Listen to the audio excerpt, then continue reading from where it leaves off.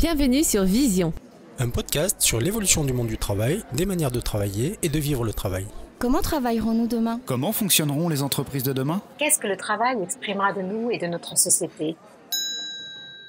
Est-ce le travail qui façonne l'être ou l'être qui façonne le travail ? Je suis Laure Brignone, fondatrice d'une étincelle. J'aide chacun à décomplexer sa vision du travail pour bâtir un job à sa juste dimension. J'ai à cœur de partager un regard novateur et créateur pour construire le monde professionnel de demain. À nous d'aller au-delà de ce qui nous est proposé aujourd'hui et d'être partie prenante dans la transformation du travail à venir. À travers des interviews d'experts, de chercheurs et d'acteurs, ce podcast est là pour ouvrir ses voies. Nous parlons ici du monde de l'entreprise, de l'entrepreneuriat et de toutes les formes alternatives de ce que l'on nomme encore travail. L'objectif ? Un monde professionnel avec plus de sens, de conscience, d'humain, d'envie, de respect de notre planète et tout simplement avec plus de vie. Belle écoute !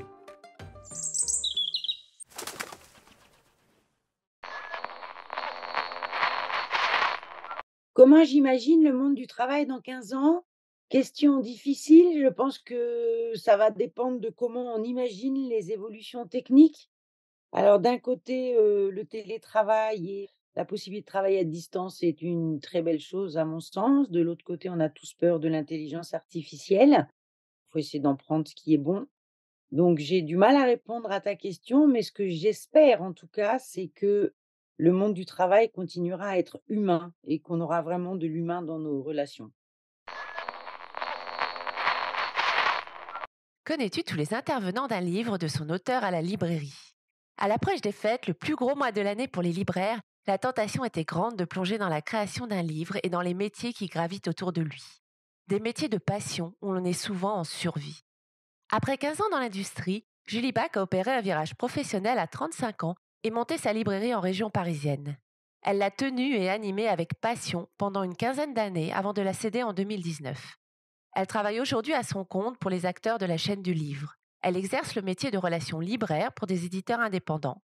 Elle forme des élèves libraires à la vente conseil et elle coordonne un prix littéraire. Mariée à un médecin passionné, elle est convaincue que la passion est le meilleur moteur qui soit. Après avoir découvert les différents métiers du livre et leur rémunération, nous aborderons ce que représente le travail dans ce domaine. Puis nous partirons à la rencontre des difficultés et évolutions des maisons d'édition, des librairies indépendantes, mais aussi de celles des auteurs et de la tentation de l'auto-édition, afin de réfléchir à ce qui pourrait être fait pour assouplir cette chaîne du livre et qu'elle soit un peu moins en survie. Julie, nous allons parler du monde du livre. Alors pour débuter, y a-t-il un livre qui te représente et pourquoi ? Alors je ne suis pas sûre qu'il y ait un livre qui me représente parce que j'en lis beaucoup trop pour en choisir un parmi d'autres. J'aurais envie de parler de mes premières lectures qui m'ont lancée, dans ce joli monde du livre en fait, et mes premières lectures adolescentes qui étaient les livres de Christiane de Rochefort qui permettaient de s'évader et surtout de découvrir un autre monde, soit très différent du nôtre, soit qui autorise des choses qu'on ne s'autorise pas, et je trouve ça assez magique dans la littérature. C'est qu'en effet, on peut, découvrir d'autres horizons, s'évader et vivre d'autres vies. Donc c'est ça, moi, qui me happe. Donc voilà, ce serait ça. Et puis sinon, mon grand chouchou, c'est Le Comte de Monte Cristo. Je pense que c'est le seul livre que j'ai lu plusieurs fois, plusieurs fois. Voilà. Et ce sont ces livres-là qui t'ont fait aller vers les métiers de l'édition, qui t'ont déclenché cette envie ? Non, je pense que ces livres m'ont déclenché le goût de lire, l'amour de la lecture, le besoin, hein, c'est un peu une addiction parce que j'étais partie sur une toute autre voie au départ, et c'est en effet quand je suis venue vers le monde du livre que je me suis rendue compte que, mais oui, en fait, c'était là depuis fort longtemps, mais je ne l'avais jamais vu. Quels sont les différents métiers de l'édition ? Parce qu'il y a plusieurs couches et on n'est pas forcément vraiment au courant de ces différentes couches et entre autres de ton métier actuel. Alors, le monde du livre, en effet, c'est ce qu'on appelle peut-être vulgairement la chaîne du livre. Donc, c'est un monde qui est non pas encadré, mais qui est protégé, on va dire encadré dans le bon sens du terme. Pour un livre, hein, si vous allez en librairie, que vous achetez un livre, vous êtes face au libraire, mais avant le libraire, il y a beaucoup, beaucoup de gens. Il y a évidemment les créatifs, hein, l'auteur qui a écrit le texte, l'illustrateur qui a fait les dessins, le traducteur quand c'est un livre écrit en langue étrangère, et puis tous ces gens-là vont se tourner vers un éditeur. Donc ça, tout le monde sait à peu près ce que c'est qu'un éditeur. C'est en fait plus qu'un imprimeur, hein. On a souvent tendance à penser que l'éditeur prend un texte, l'imprime et le vend. En fait, l'éditeur, il prend le risque du texte, c'est-à-dire qu'il aime le texte, il prend le risque et il s'occupe de tout financièrement et techniquement, donc l'impression, la mise en page, les corrections, le texte, le risque financier. Donc voilà, on va dire grossièrement qu'il y a l'auteur, puis il y a l'éditeur et donc au final, le lecteur va aller chez le libraire. Mais entre l'éditeur et le libraire, il y a plusieurs étages qui sont méconnus du public, hein, comme dans la plupart des métiers d'ailleurs, hein. L'éditeur ne va pas toquer à la porte du libraire pour lui vendre son livre, on s'en doute un peu. Le libraire ne peut pas recevoir tous les éditeurs français. Donc en fait, il fait appel à des intermédiaires qui vont s'occuper chacun d'une partie bien spécifique. Donc l'éditeur a un contrat avec un diffuseur et a un contrat avec un distributeur. Le diffuseur, c'est ce qu'on pourrait appeler, dans d'autres métiers, le commercial, ce sont les représentants. Il a des contrats avec beaucoup de maisons d'édition, enfin plusieurs maisons d'édition. Il va aller chez les libraires, donc les représentants vont aller de librairie en librairie, vendre aux libraires, en tout cas leur dire: «Voilà, dans 2 mois, ce qui sort» et le libraire, à ce moment-là, choisit les livres qu'il voudra avoir en librairie le jour de leur sortie. Donc voilà, un diffuseur, c'est quelqu'un qui va en librairie, qui va présenter entre 100 et 500 livres selon, le nombre de maisons qu'il représente. Donc c'est un peu l'étape commerciale pure et puis il y a également un distributeur. Le distributeur, c'est celui qui va faire tout ce qui est logistique et pratique. C'est-à-dire que l'éditeur va mettre chez le distributeur le stock de livres et ensuite le libraire, quand il va vouloir un livre, il va le commander non pas à l'éditeur, mais au distributeur. Donc en fait, il prend la place de l'éditeur et donc il a les livres, il les envoie, il les facture, il les reprend quand les livres reviennent, puisque dans le livre, on a une loi un peu particulière, qu'on aime beaucoup, qui permet de renvoyer les livres si, ils n'ont pas été vendus ou si on pense qu'ils ne se vendront pas, à l'éditeur, ce qui permet de faire tourner les livres sur les tables des librairies. Donc ça, ce sont les gros métiers du monde du livre, enfin les grosses strates techniques. À cela vont s'ajouter pas mal d'autres intermédiaires, notamment les prestataires auxquels les éditeurs font appel. Il y a ce que tout le monde connaît, c'est l'attaché de presse ou pas, hein, tout ça n'est pas obligatoire, mais voilà, un bon attaché de presse va donner envie aux journalistes de lire ce livre, de s'en emparer et de faire des articles et d'en parler. Et puis, il y a également ce qu'on appelle des relations libraires, donc c'est mon métier, qui sont ce qu'on on ça s'appelle aussi de la surdiffusion, qui est un mot que j'aime pas du tout parce qu'il y a un petit côté supervision qui pour moi n'est pas du tout vrai. Le relation libraire fait un peu la même chose que l'attaché de presse, mais pas auprès des journalistes, auprès des libraires. C'est-à-dire qu'il va aller voir des libraires, leur parler de quelques livres, les inciter à les lire et faire en sorte que les libraires s'emparent de ce livre, l'aiment, le mettent sur table. Voilà, donc ça c'est et puis il y a évidemment, j'imagine, beaucoup d'autres métiers dans le monde du livre, que j'oublie, mais voilà les principaux, stades de la vie d'un livre. Donc, à la différence du diffuseur, hein, qui serait plus le commercial, le représentant, en tant que relation libraire, toi, tu vas focaliser sur certains livres en particulier parce que le diffuseur, hein, d'après ce que j'ai compris, lui va montrer plein de livres. Il arrive avec une grande quantité et donc va pas s'attacher particulièrement à certains. C'est ça, il y a une différence dans le temps et dans le but aussi. En effet, le diffuseur, il travaille pour, plein de maisons d'édition. Donc en effet, il a un gros catalogue, donc il a pas le temps il va pas faire lire tous les livres à son libraire et il n'a pas le temps de lui-même d'avoir lu tous les livres pour en parler. Donc son boulot, c'est d'identifier chez son libraire, en fonction du catalogue qu'on lui a donné, qu'est-ce qui va le mieux plaire ou plaire au libraire et à sa clientèle, hein. Donc ça, c'est un gros travail d'identification des besoins et de la clientèle des libraires. Mais surtout, il y a une différence dans le temps. Le représentant, il vient pour placer un livre à l'office. Alors ça, c'est du jargon, du monde du livre, l'office. L'office, c'est, le fait d'envoyer dans la librairie qu'il a demandé 2, 3, 10, un exemplaire d'un livre qui va sortir là, par exemple, imaginons que nous sommes mardi et que le livre va sortir vendredi, bah, le mardi, le libraire va recevoir ces 3 exemplaires, par exemple, au magasin, comme ça vendredi matin, il pourra le mettre sur table. Donc le libraire décide 2 mois avant de la quantité qu'il veut avoir au moment de la parution. Ensuite, le représentant, il n'est pas là pour faire en sorte que, bah, une fois que le libraire aura vendu ses 3 livres, est-ce qu'il veut bien en reprendre 2 autres? Comment il le fait vivre? Est-ce qu'il le range en rayon? Est-ce qu'il le met sur la table? Est-ce qu'il va, inviter l'auteur? Est-ce qu'il va en parler et cetera? Lui, il place les livres à parution. Après, il passe au programme d'après, en fait, le représentant, hein. Au moment où le livre arrive en librairie, le représentant, il vient en librairie parler de ceux qui sont dans 2 mois ou dans 3 mois. Le relation libraire, il a un travail qui commence en amont de la parution du livre, évidemment, puisqu'il va parler du livre, 1-2 mois avant ou 3 mois, enfin dès qu'il a, un peu de matériel, au libraire en disant: «Attention, ça sort dans 2 mois, c'est formidable, tu vas adorer». Il incite le libraire à le lire et donc il lui donne des épreuves pour lui permettre de le lire et au moment de la parution, le relation libraire n'a pas du tout fini sa mission. Le but, c'est de voir où ça a été et sur ce livre-là, de continuer à aller voir les libraires, de dire: «Est-ce que tu l'as vu? Est-ce que tu l'as remarqué? Comment il a marché? Est-ce que tu veux le lire?» pour ceux qui l'ont pas encore lu évidemment et de faire en sorte que le livre reste sur la table, enfin tourne sur la table, c'est qu'il soit vendu puis réassorti. Pareil, c'est un jargon, aussi, hein, réassortir, c'est recommander un livre qu'on n'a plus. Faire en sorte qu'il reste longtemps, soit en vitrine, soit sur la table. Voilà, donc c'est pas la même temporalité du tout. Et ça, c'est important parce que tu me disais qu'il y a beaucoup de livres qui sortent, donc il y a une grosse sortie et puis après plus rien. En réalité, ils sont retirés des librairies et ils continuent pas dans le temps. C'est ça, en fait, un livre, une fois qu'il est paru, qu'il est sur la table, au bout de 2 mois, le libraire peut le renvoyer. Alors et déjà, au bout d'une semaine, il peut ou même dès le début, il peut décider de ne pas le mettre sur la table, mais de le mettre en rayon, donc il est moins facile à voir.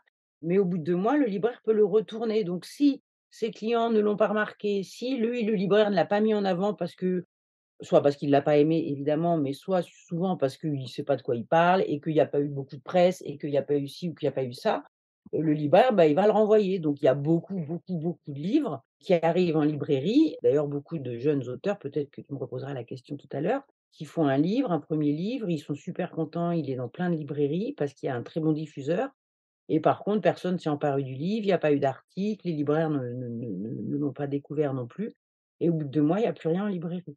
Et le rôle du relation libraire, c'est d'éviter ça justement, c'est dire: «Attention, maintenant qu'il est là, il faut qu'il y reste et ne néglige pas le potentiel de ce livre que tu as entre les mains».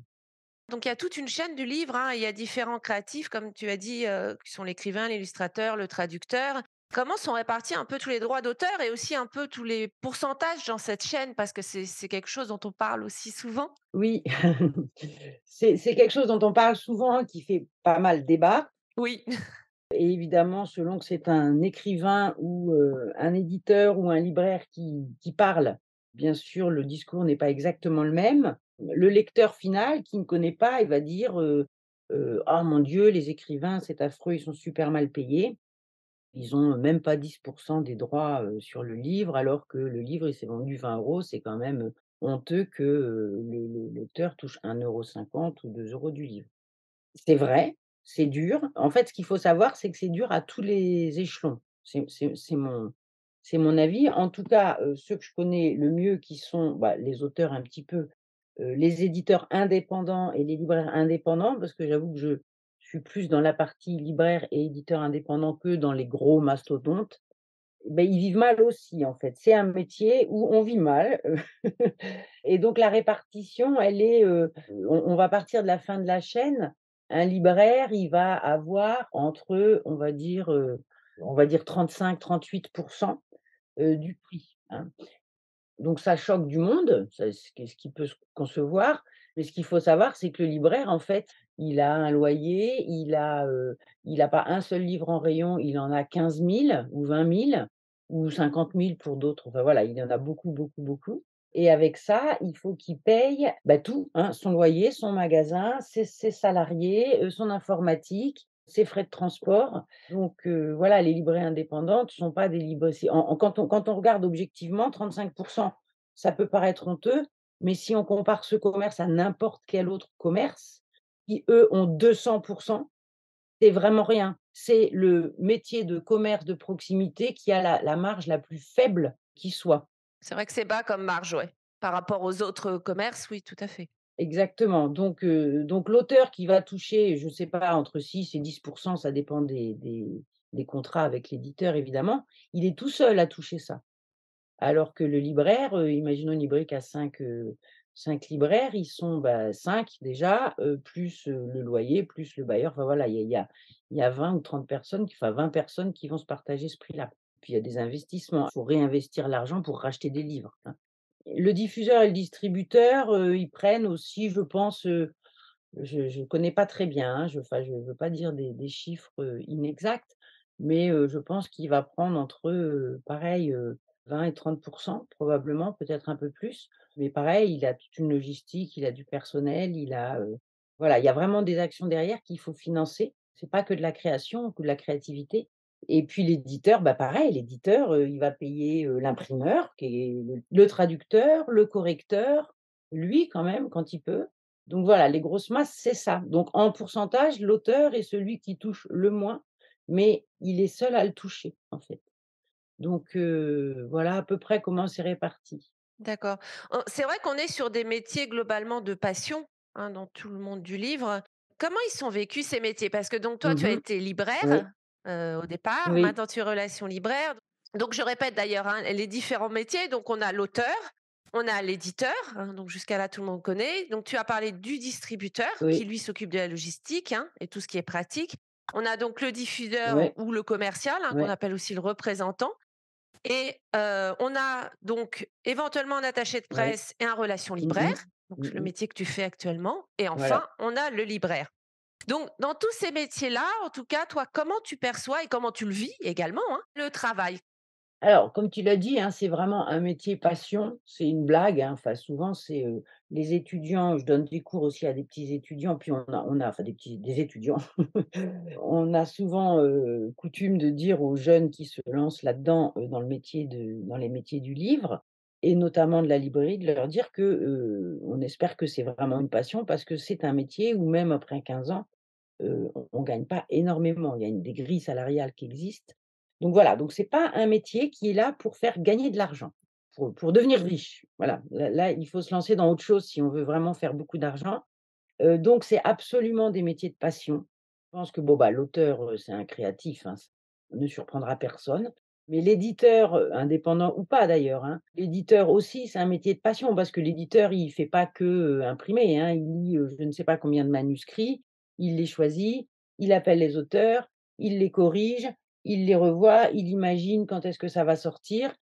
Voilà, donc c'est également éditeur, ça ne se fait pas par hasard. Puis, bah, libraire, non, libraire, il faut absolument aimer lire évidemment et aimer les livres, aimer le commerce et aimer les gens, hein.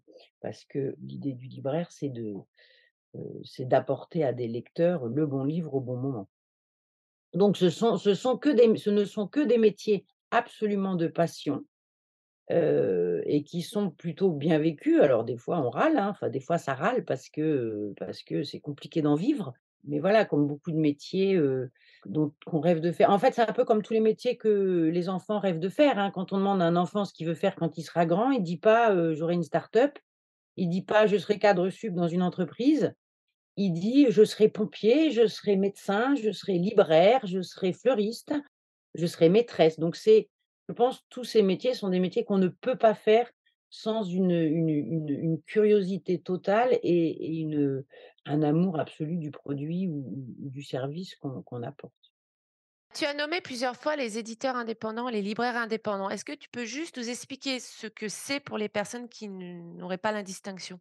Le libraire indépendant, c'est assez, simple alors je vais schématiser, hein, parce que financièrement, il est indépendant s'il n'a pas demandé d'argent s'il n'a pas un actionnaire dans son capital, hein, voilà. Après, bah, tous les gens qui ont une librairie de quartier, comme on dit, c'est la plupart du temps une librairie indépendante. C'est quelqu'un comme, bah, comme toi, comme moi, comme, voilà, qui a voulu monter une librairie, qui a étudié le projet, qui a cherché des financements, qui a cherché des aides.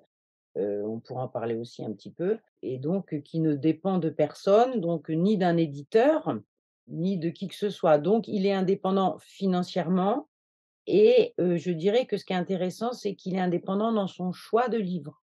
On ne lui dicte pas ce qu'il doit, vendre, il fait ce qu'il veut. Alors après, s'il a pas envie de mettre le Goncourt en vitrine, c'est ses oignons, ce serait à mon avis, un peu idiot. Surtout que ses clients vont lui demander, hein, donc on aime autant les livres qu'on vend que les clients à qui on les vend, en théorie.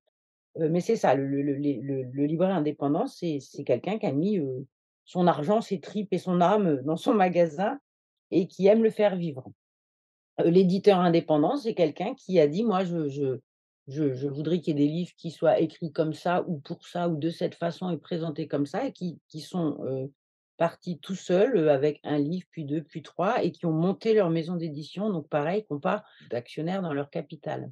Alors après, il y a des maisons d'édition, qui ont 20, 30 ou 40 ans, qui sont connues comme des maisons d'édition indépendantes et qui entre-temps ont vendu ou une partie ou tout pour survivre, hein, parce que c'est très compliqué d'être éditeur indépendant à des gros éditeurs ou des gros groupes, mais qui restent indépendants dans leur façon d'être. C'est-à-dire que, la personne ou les personnes qui y travaillent n'obéissent à aucun diktat sur ce qu'il faut publier ou pas. Ils ne vont publier que des textes ou des livres ou des illustrations ou des choses qu'ils aiment et dont ils pensent qu'ils sont essentiels. Voilà, donc c'est un peu ça. Donc la librairie, par exemple, qui serait pas indépendante, on peut prendre la Fnac. Ah bah, alors il y a tous les grands groupes évidemment, la Fnac, bah, voilà toutes les grosses librairies, de grande surface et puis aussi des grosses librairies qui sont, alors il y a des très grosses librairies indépendantes, hein, si tu vas à Toulouse ou à Bordeaux, tu prends, Soramps, tu prends Mola, sont des librairies indépendantes. Qui sont devenues très grosses, bon avec peut-être un peu d'aide dans le capital, mais globalement, c'est quand même de la grosse, grosse librairie indépendante. Grand Cercle à Éragny aussi, ça surprend souvent parce qu'il y a un côté grande surface, mais c'est une librairie indépendante. Et puis après, il y a les librairies, non indépendantes et qui appartiennent des fois à des éditeurs. Bah, récemment, il y a une librairie Albin Michel, qui a déménagé, qui a rouvert une nouvelle boutique dans Paris. Bah, ça appartient au groupe Albin Michel, enfin ça donc à Hachette en fait, hein, mais ça appartient à Albin Michel. Qui ne veut pas dire qu'ils ne vendent que des livres d'Albin Michel, hein. Ce sont des librairies généralistes quand même. Gallimard a plusieurs librairies à Paris, hein, la librairie Le Divan, la librairie de Paris, voilà, ils ont 4 ou 5 librairies, dans Paris qui sont donc pas des librairies indépendantes. Après pour le lecteur, la différence est subtile, hein, parce que là, on parle d'indépendance financière. Finalement, la librairie, si elle est généraliste, ou pas d'ailleurs, hein, il y a aussi des librairies spécialisées, il y a pas de raison qu'en rayon, elles mettent pas les mêmes livres que le voisin, sauf à satisfaire enfin à satisfaire, à répondre à l'envie, au regard du libraire. Ou en fait, le libraire qui est en rayon ou qui fait les achats, qui décide des livres qui viendront, lui, qu'ils sont librairies indépendantes ou pas, ça change pas grand-chose. Je parle de librairies, de quartier, hein. Les grosses librairies, type Fnac, type Cultura et cetera, sont plus, pilotées comme on dit, avec, des contrats et des choses comme ça donc ils répondent beaucoup plus à des lois du marché, des lois très commerciales que les librairies indépendantes. Les librairies indépendantes aiment beaucoup défendre ce qu'on appelle en fait des petits éditeurs. L'éditeur indépendant les appelle souvent des petits éditeurs. Ça ne les vexe pas, hein, ils le revendiquent: «Je suis un petit éditeur». Ils aiment bien mettre en avant des choses qui ne sont pas dans la Fnac ou Cultura et cetera. Ils vont vraiment mettre en avant, des pépites, des éditeurs, des choses qui sont de qualité physiquement. Les ouvrages sont jolis, les textes sont beaux, donc voilà, c'est de mettre en avant tout ça qui sont pas, ni dans la presse, ni en 4x3 dans le métro, ni dans les grandes surfaces. Et justement, il y a un moment, on parlait beaucoup des risques de disparition des librairies indépendantes, hein, donc des librairies de quartier, entre autres. Qu'est-ce que tu en penses aujourd'hui? Comment tu penses que ça va évoluer? Alors comment je pense que ça va évoluer, c'est le monde de la librairie et c'est assez difficile. Alors il y en a eu le covid, hein, qui a beaucoup mis, sur la scène, la librairie indépendante et c'était, formidable l'élan, général qu'il y a eu parce qu'en effet, une librairie indépendante telle qu'on vient de la décrire, sans clients, sans vente, pendant 6 mois, enfin 1 an, ça marche pas en fait. Enfin elle est obligée de fermer la porte, hein. Bon, comme beaucoup de commerces, hein, mais donc là, il y a eu un élan, incroyable. Des librairies indépendantes qui se créent, il y en a beaucoup. De même qu'il y en a beaucoup qui ferment. On dit souvent: «Ah, il y a plein de petites librairies qui ont fermé». Oui, mais il y en a beaucoup qui ouvrent en fait. Alors elles vivent plus ou moins longtemps, hein. En librairie, le nerf de la guerre, hein, c'est ce qu'on nous dit tous quand on ouvre une librairie et qu'on vient pas de ce milieu-là forcément, ou qu'on était libraire en rayon, mais que d'un seul coup on a un magasin à gérer. On dit souvent que le nerf de la guerre, c'est la trésorerie. C'est en effet, on achète beaucoup de livres, on en vend, et on paye les éditeurs et si on gère mal ça, on se retrouve à un moment coincé parce que les banques, sont plus ou moins émotives quand on leur parle de problèmes de saisonnalité et de trésorerie.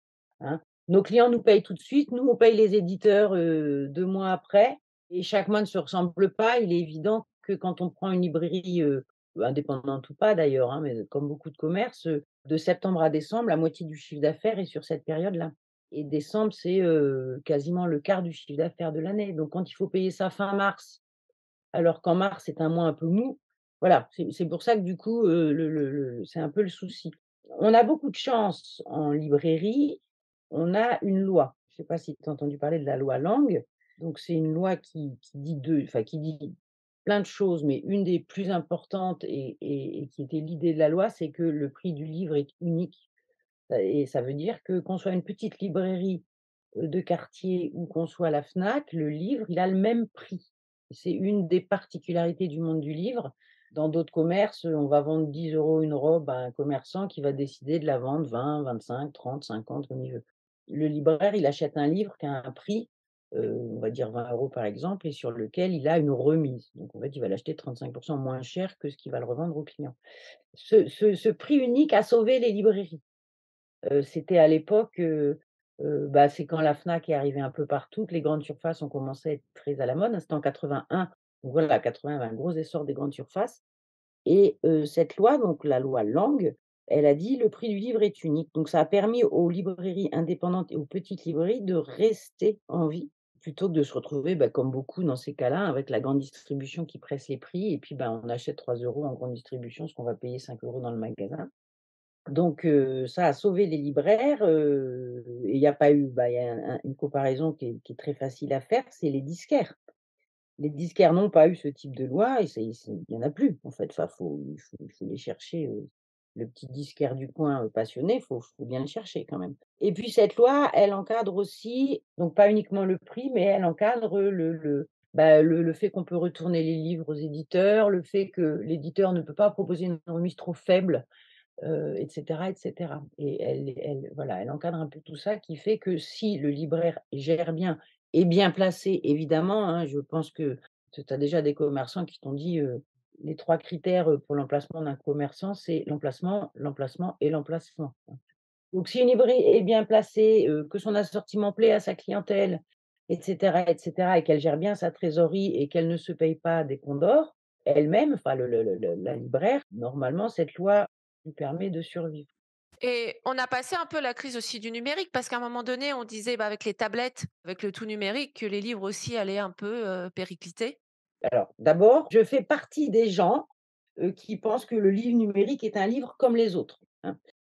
Beaucoup de lecteurs, beaucoup de libraires aussi, mais qui comme moi sont amoureux des livres, hein. Je n'aime pas particulièrement lire en numérique, mais s'il y a des gens qui veulent lire en numérique, je ne vois pas pourquoi on leur dirait: «Ce n'est pas un livre», hein. De même que des parents disent: «Oh, je voudrais un livre pour mon enfant, il lit pas, il lit que de la BD». Bah, il lit en fait son enfant. Donc pour moi, le livre numérique est un livre. Ça a pas bien marché en France et c'est pas à cause des libraires et des éditeurs et tout ça, c'est à cause du public qui a pas passé le cap. Alors ça marche, hein, mais c'est un taux beaucoup plus faible que dans d'autres pays, bah, en Amérique du Nord, hein, où eux, ils lisent tous en numérique, mais le paysage des librairies n'est pas le même. Si tu vas au Canada ou en Amérique, tu as pas tant de librairies que ça. Tu en as, alors c'est des énormes librairies, mais tu as peu de librairies de quartier. Donc les gens, ils sont éloignés des lieux de commerce et puis, bah, voilà, c'est des pays où les gens sont très, beaucoup plus, connectés qu'en France, en fait, au final. Donc le livre numérique n'a pas trop pris, mais je pense qu'il va prendre. D'abord, il prend sur des choses un peu techniques, déjà. Tout ce qui est technique, quand on compare, quand on s'amuse à regarder, il y a une étude tous les ans qui paraît sur le livre numérique qui est intéressante. D'abord, il y a plus de jeunes qui lisent en numérique que de moins jeunes et puis, tout ce qui est pratique, bah, un exemple rigolo, il y a plus de diction il y a très enfin, il y a des dictionnaires, mais il y a plus beaucoup d'encyclopédies parce que les gens vont sur internet. Bah, il y a des encyclopédies en ligne, mais aussi en livre numérique, hein. Donc bref, tout ça pour dire que, je pense pas que ça tue la librairie. Ce qu'il faut, c'est que la librairie puisse en proposer. Et en fait, c'était le cas. Toi alors, tu lis en numérique, je t'invite à acheter tes livres numériques, sur des plateformes de libraires indépendants. Beaucoup de libraires se sont regroupés pour proposer la vente de livres numériques. Alors c'est vraiment le même produit, c'est vraiment le même prix, plutôt que de l'acheter sur des grosses surfaces, qui eux ont un avantage, c'est qu'ils ont proposé des tablettes, hein, donc les 2 connues, c'est la Kobo et la et la Kobo, c'est Fnac et puis il y a Celle d'Amazon? oui, celle d'Amazon, je ne sais plus comment elle s'appelle, tout le monde la connaît, mais voilà. Donc ces grandes surfaces proposent quelque chose qui est tout paramétré, qui est hyper facile, et qui, une fois qu'on est sur la liseuse, amène sur le site d'achat de la grande surface. Mais voilà, n'importe qui veut acheter un livre numérique à une librairie indépendante peut le faire et le mettre sur sa Kobo. Voilà, donc je pense pas que ça tue le livre papier. Le livre papier, enfin, il sera toujours là, toujours présent tant qu'il y aura des gens qui aiment les livres. Après, il a un peu baissé, mais moi j'ai un peu tendance, mais là je dis peut-être n'importe quoi, à penser que ça a amené des gens à la lecture qui ne se seraient peut-être pas tournés vers le livre papier. Donc peut-être une diminution dans le futur des librairies, mais pas totalement en tout cas? Moi, je le vois pas comme ça. Voilà, ouais, je dirais que les non, la disparition, elle sera peut-être due plus à des problèmes de société et d'inflation et qui fait que le livre est un peu cher et en fait, pas tant que ça. Parce que quand on prend un vieux livre dans nos bibliothèques, d'avant les euros, on voit souvent marqué 100 ou 120 francs. Donc en fait, il y a eu beaucoup moins d'inflation sur le livre que sur n'importe quel autre produit. C'est vrai. Alors, si on va du côté des éditions maintenant, il y a de plus en plus d'éditions indépendantes qui se montent aussi. Mmh. Comment tu penses qu'elles vont évoluer? Bah, les maisons d'édition indépendantes, c'est plus difficile parce qu'en effet, si on fait, 4 livres dans l'année qui marchent pas, c'est foutu en fait, à moins d'avoir de l'argent de côté. Là où en librairie, bah, si on vend pas tel livre, on va en vendre d'autres à partir du moment où on a la clientèle, l'éditeur, si on trouve pas notre public ou si, il y a beaucoup d'éditeurs qui sont auto-diffusés, auto-distribués parce que c'est cher pour eux, hein, évidemment, hein. C'est compliqué quand on est un jeune et nouvel éditeur sur le marché de passer le cap de la diffusion et de la distribution financièrement, mais sans ça, on est mal, représenté. Enfin, on n'est pas partout, hein, sauf si on a vraiment un petit marché de niche, hein, il y a certains éditeurs comme ça. L'éditeur, c'est des héros pour moi, hein, je les côtoie plus depuis que je suis relation libraire qu'avant et c'est plus du métier passion, c'est de la quête du Graal permanente, quoi. C'est des gens qui travaillent tout le temps, qui croient dur comme fer à ce qu'ils font, qui passent leur week-end, leur nuit et qui se payent pas et voilà, donc il faut qu'à un moment, ils aient un succès d'estime ou un gros succès ou bien, une reconnaissance de la marque, pour ensuite être identifiés. Mais c'est très, très long de percer. Oui, donc c'est un métier encore plus dur, presque encore plus dur que les autres.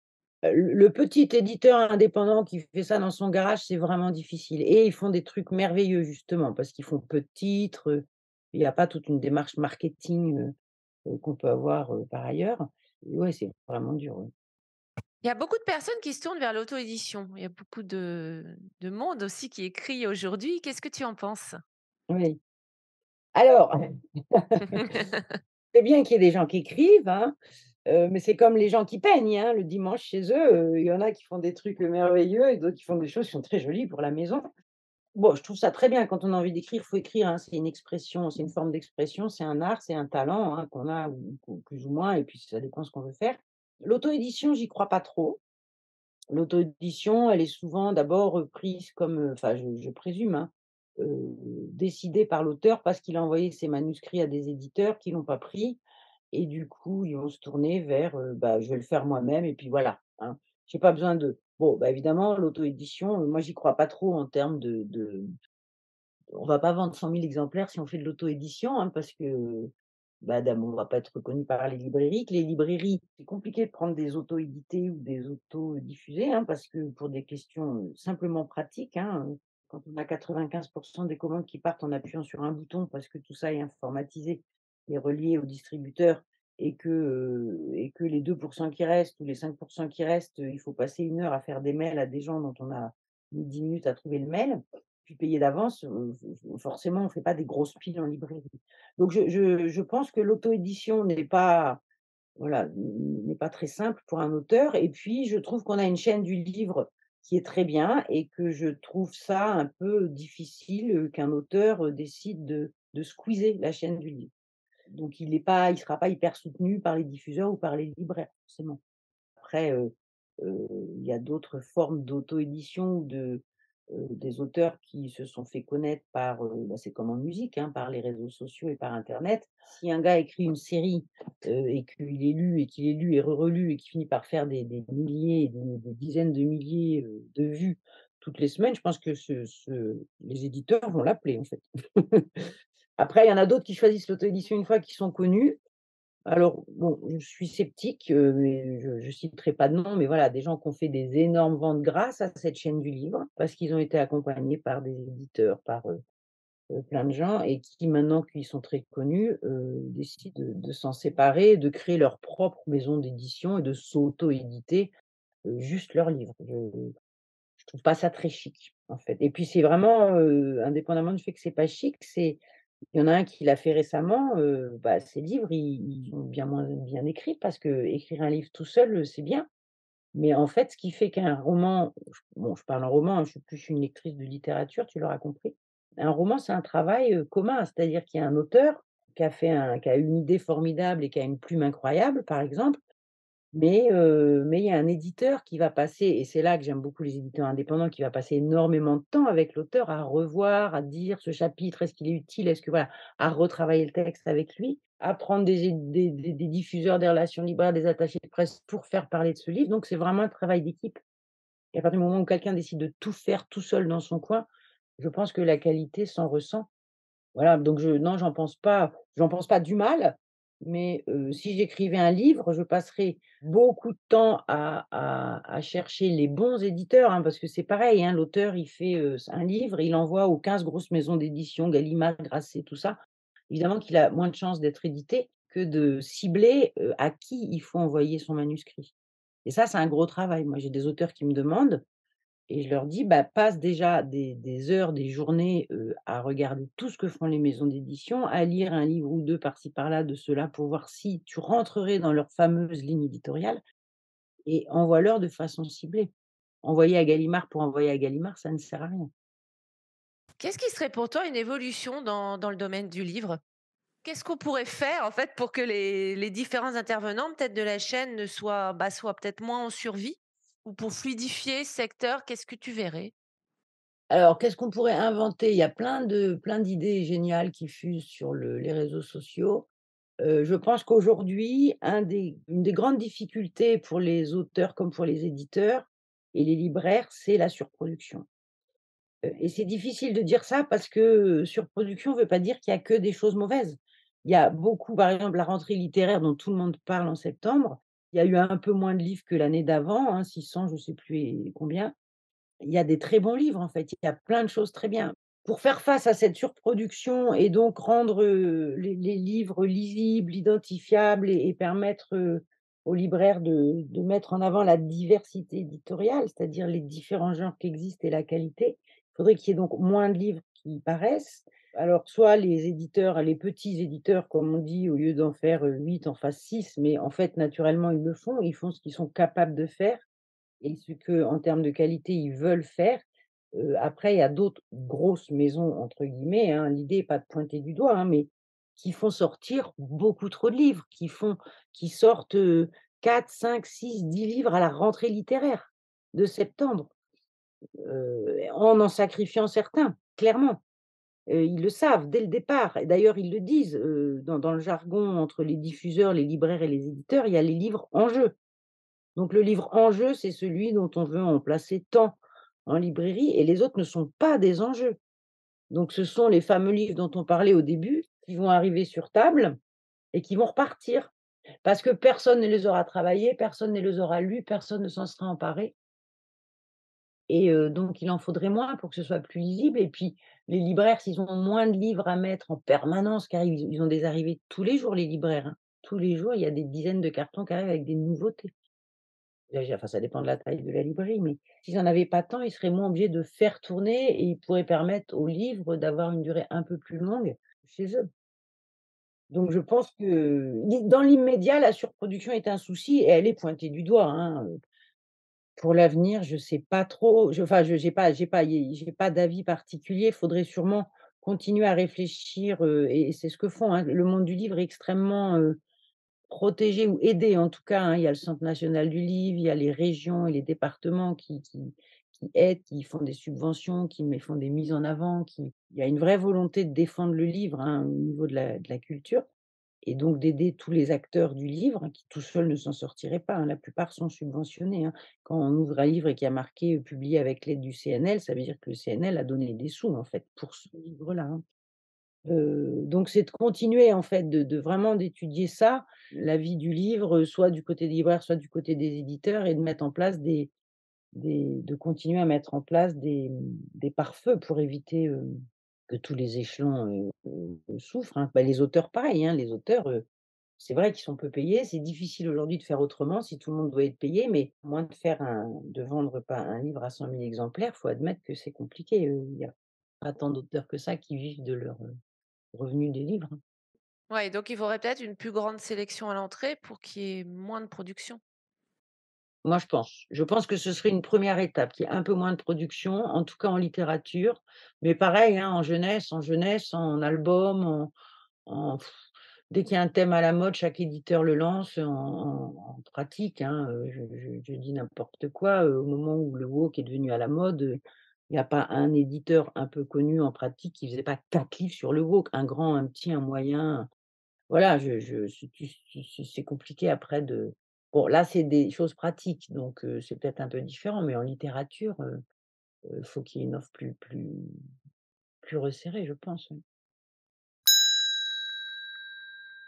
As-tu un livre à nous conseiller? Alors actuellement, alors j'aurais évidemment envie de conseiller, les livres que je défends parce que je les aime, passionnément en fait, hein. C'est le grand plaisir de mon métier d'être indépendante, c'est que je ne défends que des choses que j'aime énormément. J'ai envie de vous dire de lire, Jean-François Beauchemin, qui est un auteur québécois. En plus, le Québec va être mis à l'honneur cette année grâce au salon du livre. Donc Jean-François Beauchemin qui est donc, dont on a fait paraître, 2 livres pour un livre, un qui va bientôt sortir et un autre prochainement, qui s'appelle Le Roi Telet et Le Vent léger, qui sont des livres qui font du bien, en fait. Ils sont très touchants, qui distillent une approche de la vie qui dit qu'il faut s'émerveiller de tout et que la vie et le monde sont beaux et c'est pas du tout cucu, en fait, c'est juste merveilleux, quoi. Jean-François Beauchemin est une sorte de philosophe, heu, joyeux, en fait, donc ça, pour moi, tout le monde devrait le lire. Donc c'est Le Roi Telet et Le Vent léger, hein, les 2 titres. Ouais, Le Vent léger, il sort en janvier. Alors où peut-on te retrouver? Alors je travaille chez moi, donc c'est difficile de me retrouver chez moi.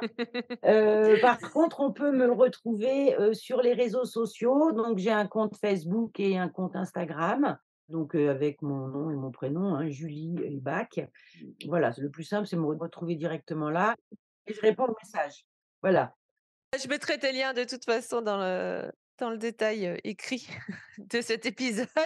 Alors pour terminer, je vais tirer un nombre au hasard entre 1 et 9 et je te laisserai me dire ce Mmh. qu'il t'inspire, donc soit en lien avec, le monde du travail, hein, avec l'édition ou ton propre parcours à toi. Alors là, je tire, hop, voilà et j'ai tiré le 9. Ah, c'est beaucoup 9. 9, c'était le nombre d'enfants que je voulais quand j'étais petite. Je pourrais dire que c'est le nombre d'éditeurs pour qui j'ai envie de travailler, mais ce serait trop. Et ce qui est par contre amusant, c'est qu'avant qu'on se connecte, j'étais en train de prendre en photo les différents livres que je défends sur ces 4 mois-là et il y en a 9. Ah bah voilà, C'est drôle, c'est amusant. c'est très amusant. Est-ce que tu veux dire un petit mot de la fin, une petite phrase de la fin? Eh bien oui, ça va surprendre personne, mais lisez, lisez, lisez, puisque le livre est vraiment ouvert à tous. Allez en librairie, allez en bibliothèque, allez dans vos bibliothèques. Merci d'avoir suivi cet épisode. S'il t'a plu, partage-le autour de toi, mets 5 étoiles sur Apple Podcast, car c'est grâce à tes retours que je pourrai les développer et réaliser des interviews de qualité. Je te donne rendez-vous le premier jeudi de chaque mois pour une nouvelle interview. Pour être averti des nouveaux épisodes, tu peux t'inscrire à la lettre L'étincelle du gecko sur uneétincelle.fr/lettre ou t'abonner à ta plateforme d'écoute préférée. Si tu as besoin d'aide ou d'éclairage sur ta construction professionnelle, rendez-vous sur uneétincelle.fr où tu découvriras de nombreux articles et vidéos, plusieurs guides gratuits et les accompagnements individuels que je propose. Et si tu as des questions, des idées, des retours à me faire sur ce podcast, tu peux m'écrire à contact@uneétincelle.fr. À bientôt!